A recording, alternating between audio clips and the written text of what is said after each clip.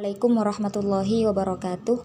Perkenalkan, nama saya Anisatur Rohmah, NIM terakhir 194, Prodi Ekonomi Syariah, Fakultas Keislaman Universitas Trunojoyo, Madura.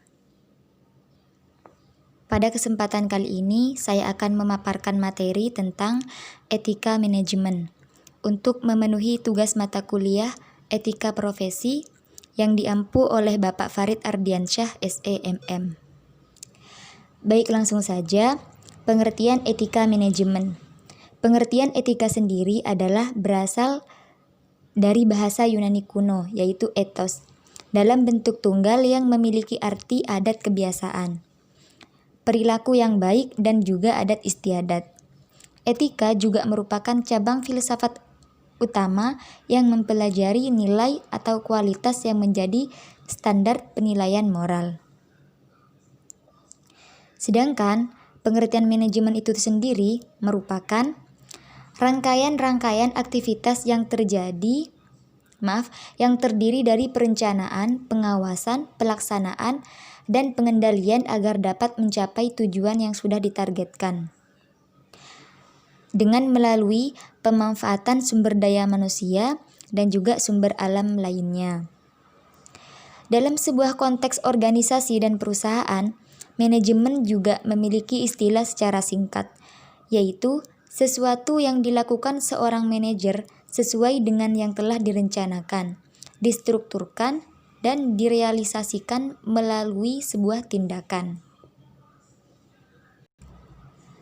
Dalam sebuah etika manajemen terdapat 4 jenis teori yang dipaparkan oleh Harry. Yang pertama, etika utilitarian, menyatakan bahwa etika lahir dari suatu proses sebab dan akibat yang terjadi dalam proses pengambilan keputusan. Teori ini lebih cenderung mengutamakan manfaat yang lebih besar jika dibandingkan dengan berbagai keputusan manajemen yang ada. Maka itulah yang diambil berdasarkan metode kuantitatif dan pengambilan keputusan secara etis. Kemudian yang kedua, etika hak. Dalam teori ini diutamakan dengan menjunjung tinggi HAM, hak asasi manusia, dengan perlindungan dan penghormatan sehingga kebebasan berpendapat serta hak-hak individu lainnya. Kemudian yang ketiga, etika teori keadilan. Teori ini yang mengharuskan manajer menerapkan peraturan secara adil dan tidak memihak, baik karena suku, ras, agama maupun lainnya, melainkan lebih pada tingkat keahlian, kinerja, dan tanggung jawab yang sama. Kemudian yang keempat, teori kontrak sosial terpadu. Teori ini menyatakan keputusan etika didasarkan pada sebuah jumlah faktor empiris, apa yang ada di masyarakat, ataupun yang lebih umum, yaitu faktor normatif, apa yang harus dijalankan sebuah perusahaan sesuai dengan ketentuan dan norma industri, sebagai yang lebih spesifik. Kemudian selanjutnya, prinsip etika dalam manajemen. Menurut KBBI, etika adalah ilmu yang mempelajari hal yang baik dan yang buruk. Begitu juga tentang hak dan kewajiban moral atau akhlak.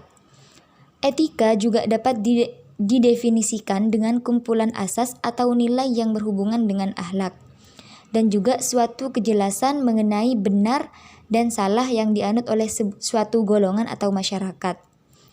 Sedangkan etika menurut istilah adalah bagian dari prinsip-prinsip atau nilai-nilai moral yang menegaskan sesuatu yang benar dan salah.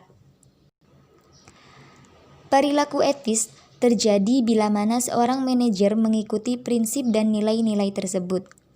Manajer menetapkan standar untuk karyawan di tempat dan juga dapat menunjukkan perilaku etis dengan menggunakan sumber daya untuk kepentingan perusahaan dan tidak untuk kepentingan pribadi. Prinsip adalah hal fundamental yang menjadi harga atau martabat diri. Berikut ini adalah prinsip-prinsip etika dalam manajemen. Di antaranya, yang pertama, dampak ekonomis dan sosial dari bisnis. Kemudian yang kedua, perilaku bisnis atau prinsip keadilan. Kemudian yang ketiga, sikap menghormati aturan. Kemudian yang keempat, dukungan bagi perdagangan multilateral. Kemudian yang kelima, sikap hormat kepada lingkungan alam. Kemudian yang terakhir, menghindari praktek-praktek yang tidak etis. Mungkin itu saja yang dapat saya sampaikan, kurang lebihnya mohon maaf. Assalamualaikum warahmatullahi wabarakatuh.